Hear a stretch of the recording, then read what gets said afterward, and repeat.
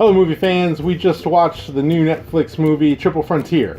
We are down a couple people tonight, but we are going to make a guys-only review tonight, so stick around and see if we like the movie or not.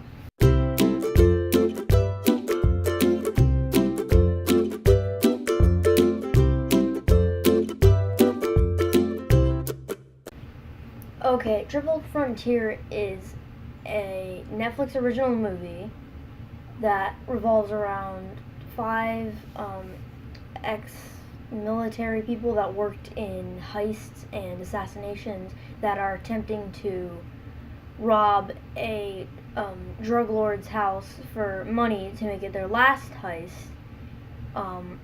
when things go a little haywire, and you're following the story of who will survive, how much money are they going to keep, and will they retain their humanity. And it's got a great cast. It includes Ben Affleck, Oscar Isaacs, Charlie Hunnam, Garrett Hedlund, and Pedro Pascal as the main five characters. Describe the movie Triple Frontier using only adjectives. I'd say it was exciting, compelling, drama-filled, and interesting. A little slow. Yeah, I'd say exciting, compelling, dramatic, very, I guess, action-packed, and yeah, it was very interesting. Action-packed, suspenseful, gory. So what is your opinion of Triple Frontier? Is it worth somebody? Did you like it? What did you like about it? Again, non-spoiler. I think it has a really strong cast. It's got a better cast than most Netflix movies have. I enjoyed the movie. I thought it was really good. I think if it were in theaters, I wouldn't necessarily go and see it, and I wouldn't recommend people to go and see it if it were in theaters.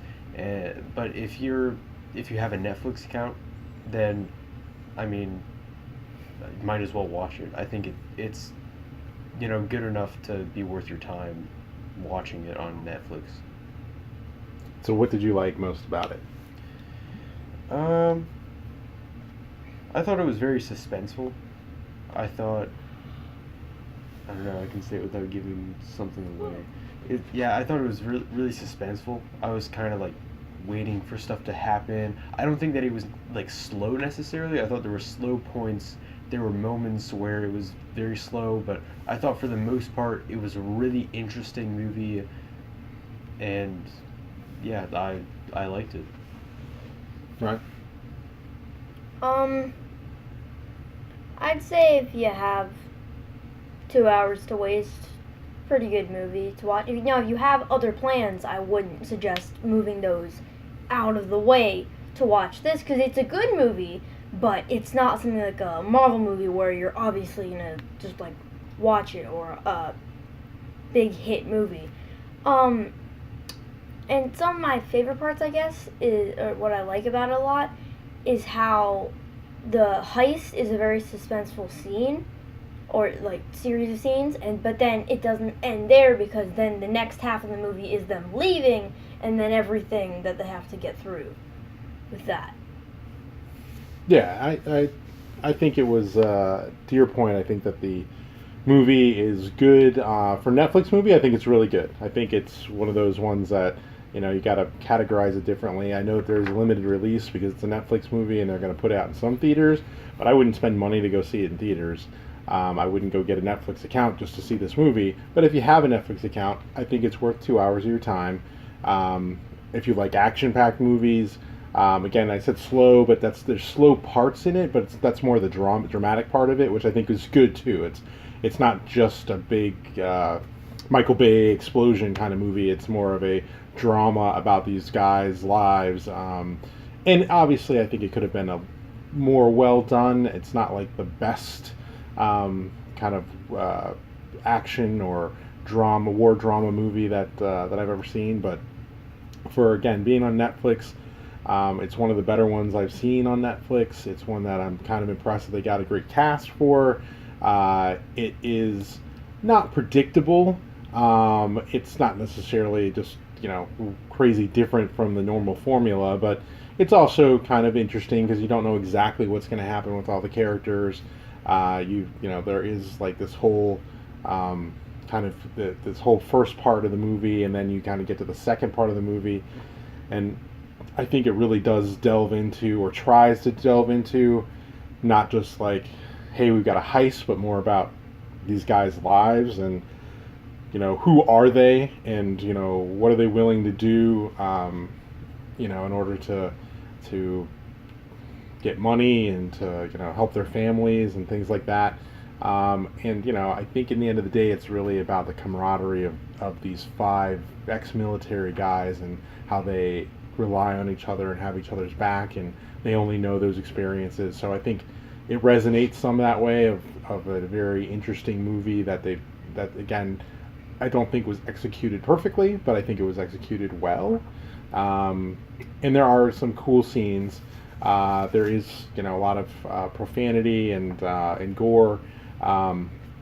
We'll rate those in a second, but I think essentially, it is not necessarily it is not a movie that you're just like, let me sit down and watch with my family.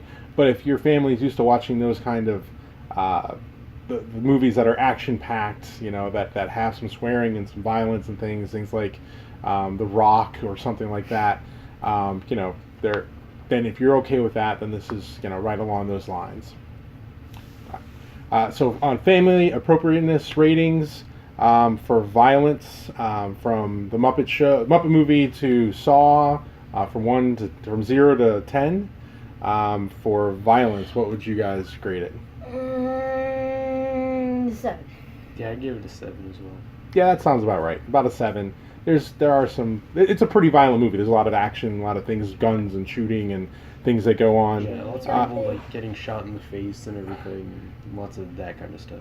Yeah, again, I don't know if lots of that, but you don't see that directly, I think. Yeah, you do. Okay. We'll talk about that in our blood and gore. Okay, yeah, but then blood and gore, so that's the other category. So I think there's a lot of action and violence. Blood and gore, I would say that's probably like, there's certain scenes I think that would I rate that like an 8 or something like that. I'd say it's a 3. I'd say it's like a 4 or 5 overall. Because they do a lot. There's a lot of violence, but in terms of the violence to gore scale, there's more on the violence. You side just than said that gore. somebody gets shot in the face. Okay, yeah, no, that's not. Yeah, that's it was not gore, like though. everybody who's killed, That's but like violence. a bunch of people that's killed. It's not everybody shot in the face. Okay, violence is different from blood and gore. Blood and gore is like, their guts and you see a whole bunch of blood going out everywhere. There are some scenes where, yeah, you can see blood, but for the, like, people getting shot, and then sometimes they'll go, close in, if it's like one of the main characters, then they might go close in and then see, like, there's blood there because it's a wound. But for the most part, there are a lot of, like, other people, like the bad guys, there are a lot of them shooting the bad guys, but you don't see any like blood from that. Yeah, there's a violence in the All right, so maybe then I guess like, in that way, then it's more violent, but then there's less gore. But there is a little bit of gore in there for sure. If it's important kill or wound, then they will like focus on that person's wound or death more so than they would any other person. They just go like walking around and shoot. Okay. Language, from Toy Story to Deadpool. 9. Yeah, language, because that's probably Like 9 8. to 8 or 9. There's a lot of F-bombs. There's a lot of S words and other things, but really like mostly F-bombs throughout the thing. And again, it's a lot of action with ex-military. It's what's to be expected. So, and then adult situations.